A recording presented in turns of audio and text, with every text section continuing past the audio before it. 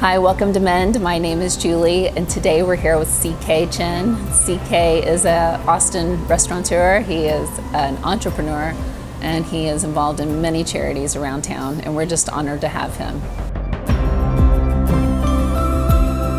When I thought about this, when I thought about Mend and what we want to create here, food is a very, I don't know, it's something that resonates with me because I was in the industry for so long, which is how we met. And I know that it brings about social change, it brings about connection and a conversation, and that is what I feel like is important, because when we talk about mental health and we talk about our communities and who we're with, food is such a huge part. And so 100%. I think that, I think you hit it around the head also. I think that, especially for even my family, ourselves too, we didn't go out to eat a lot because we couldn't afford to.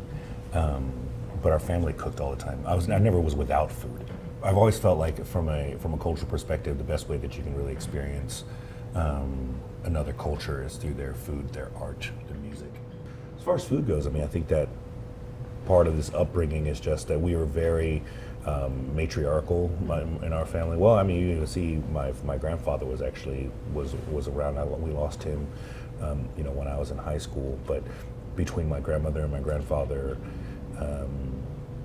everybody, we were all kind of really close to him. And I think a lot of immigrants' families are like that, where we kind of, when you immigrate and then you just find houses close to each other. And we're the type of family that we celebrate around food and we mourn around food, and we, everything is around. It's like around food as our kind of our centerpiece. So.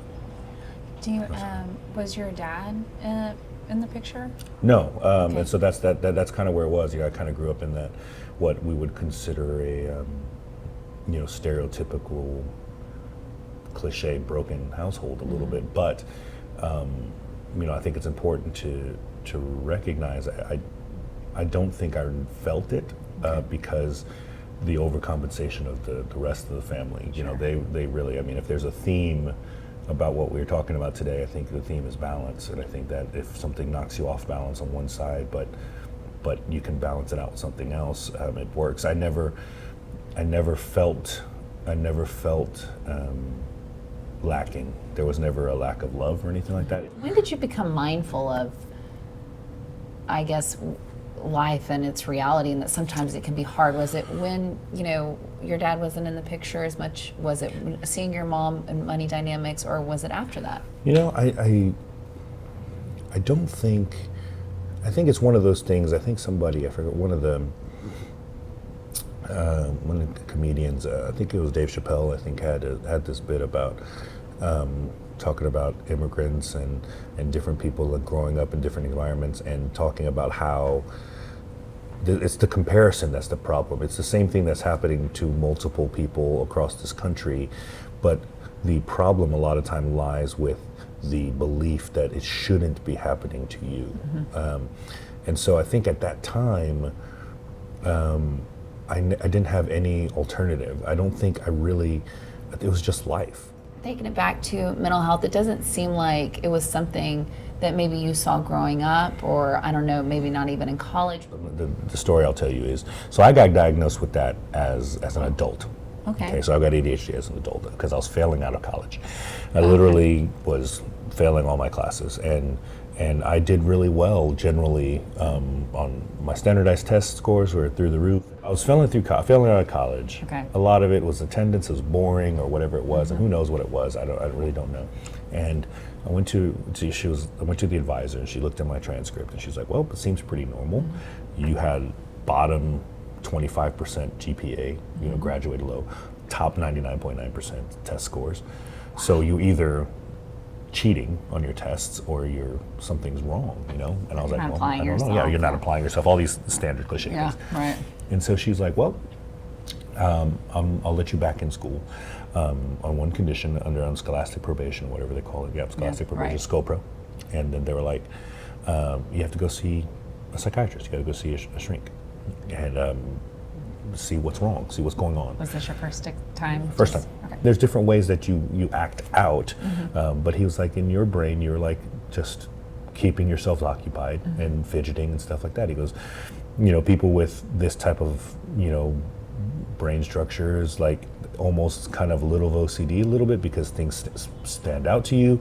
You know, the way he's describing it was like, you know, he's like, the reason why you straighten out your picture frames is because you can kind of see it out the corner of your eye. It's crooked, and so you want to straighten it because once you straighten it, then the lines form and then it kind of goes away, and then you don't have to look at it anymore. Like, for instance, I can't stop out of the corner of my eye looking at this couch that is crooked, and it's not that level of where I have to move it. It's just I just keep noticing it, and so it's just one of those things that I would naturally line things up, and it's just out of the thing. And he just talks about how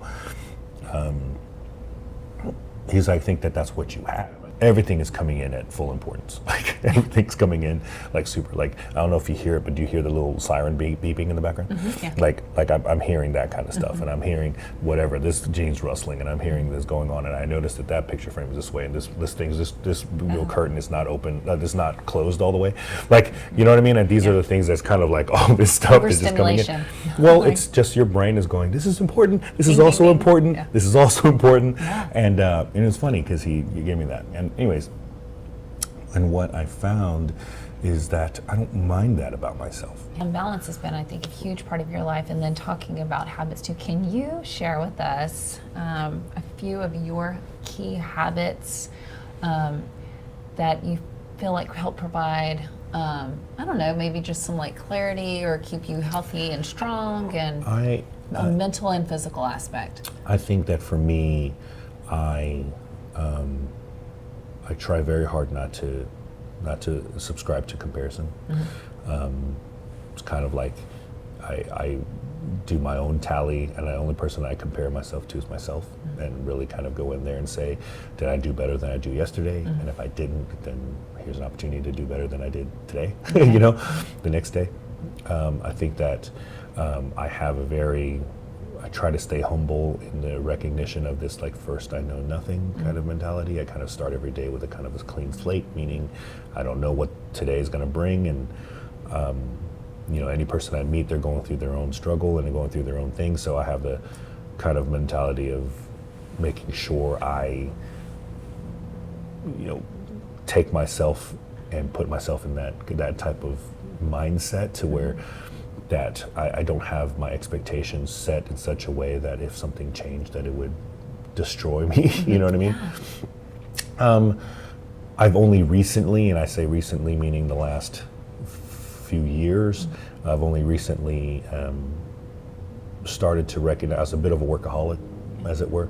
And what I mean by that is just, it's not a workaholic in the sense that I can't stop. It's just that I enjoyed it and I love the job and I love doing it, so I just kept doing it. I think that there is a point where you have to make time for yourself and for your friends and for what you're doing. You know, it's one of those things that I feel like personally that I try not to rob myself of those experiences as much anymore. You know, I think I used to say, look, I gotta work. I can't do this. I can't go to the movies. I can't do this. I can't do that. And then I just realized that then what am I working for? Like, what am I doing all this for? Where's the joy? Where's the joy? Right. And so it got to the point where I was like, nope, there are certain things in my life that are very, very cathartic to me and very much resetting for me. On the closing, I think what it is also is being observant. I think it's being self-reflective. I think that's the start. I think that if there's any takeaways beyond any of the habits or anything that it says that works for me, might not work for you. I said, but the first thing is for you to recognize, to wake up and say, do I feel balanced? Am I missing something in my life? Is there anything, and blah, blah, blah. And then if there is, to go in that direction, to seek that balance, to find out what is that counterbalance, to bring that side up. If I wake up and you're like, man, it's been 3 days and my body doesn't feel right. Well, I was like, well, maybe you need to go get checked up, maybe you need to start doing things more physical, maybe you need to go do this, do that. Or you wake up and you're like, you know what, I'm kind of in a rut. And you're like, all right, well, when's the last time I did something that makes me happy? When's the last thing I did something that was for me? Or when's the last time I saw that person that makes me smile? When's the last time I, hugged someone that I cared about, or whatever it is? But that observation is what it is. You know, I think that so key. the beginnings of mental health discussion is when somebody comes in and goes, something's not right, and then I'm trying to figure out what's not right. I think that the unfortunate thing is that, yes, you can find patterns, everything like that. I heard something the other day that was wonderful, and I don't know who said it. I wish I could credit that person, but the thing says, there's no such thing as normal, there's just more common. And I love that, because I think there's a thing where you sit there and you're like, man, I don't feel normal. And you shouldn't feel normal. And then abnormal sounds terrible, because then it implies that something's wrong with you. And it's not. It's just that, all right, if there's a lot of people that are going through this exact same thing, then yes, maybe we can find ways to fix it, or to find ways that we can react to it in such a way that we can help these people in a big way. But in the end, it's up to that one single person to look at themselves and go, do I feel right? Do I feel balanced? And just because if you and I are doing the exact same things, we both have 2 plates of tacos, and we both do this, and we both sit this way, and you're wearing this and I'm wearing this, and I go, man, it's hot, and you're like, it's cold. I can't sit there and go, am I abnormal? Is it weird that I'm hot? Is it weird that she's cold? It's like, no.